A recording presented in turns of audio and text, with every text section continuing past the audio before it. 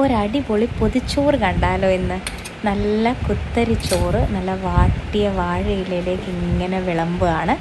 അതിലേക്ക് അച്ചാറിടുന്നുണ്ട്.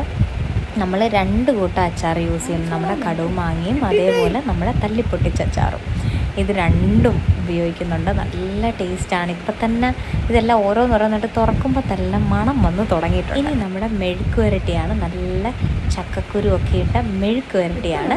മെഴുക്ക് വരട്ടി ഇങ്ങനെ നമ്മുടെ ഇലയിലേക്ക് ഇങ്ങനെ വെക്കുക. നല്ല വെളിച്ചെണ്ണയിൽ പൊരിച്ച മെഴുക്ക് വരട്ടിയാണ്. അതിന് ശേഷമാണ് നമ്മുടെ അടുത്ത സംഭവം അവിയലില്ലാതെ എന്ത് പൊതിച്ചോറല്ലേ.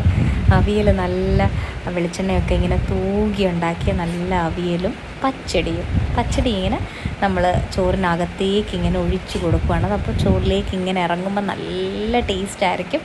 അതേപോലെ മുട്ട പൊരിച്ചത് ചെറിയ വാഴയിലയിൽ മടക്കിയാണ് മുട്ട പൊരിച്ചത് വെക്കുന്നത്.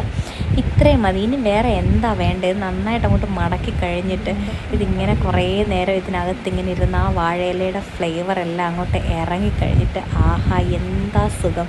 വേറെ ഇനിയും കഴിക്കാൻ എന്ത് വേണം? ഇതങ്ങോട്ട് തുറക്കുമ്പോൾ തന്നെ നമ്മുടെ വയറൊരു മുക്കാൽ നിറയും.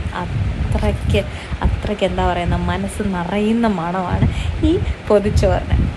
അപ്പോൾ എത്ര പേരാണ് പൊതിച്ചോറിൻ്റെ ഫാൻസ് ഉള്ളത്? നിങ്ങളൊന്ന് പറയണേ. പൊതിച്ചോറ് ഫാൻസ് ആരൊക്കെയാണെന്ന് എനിക്ക് പറയുമ്പോൾ തന്നെ എൻ്റെ നാവിൽ കപ്പലോടുന്നുണ്ട്. ഒന്ന് കമൻറ്റ് ചെയ്തേക്ക്. പൊതിച്ചോറ് ഇഷ്ടമുള്ളവരൊക്കെ. എനിക്ക് ഭയങ്കര ഇഷ്ടമാണ് പൊതിച്ചോറ്, പ്രത്യേകിച്ച് രാജിമോളുടെ പൊതിച്ചോറ് ഒരു രക്ഷയില്ല.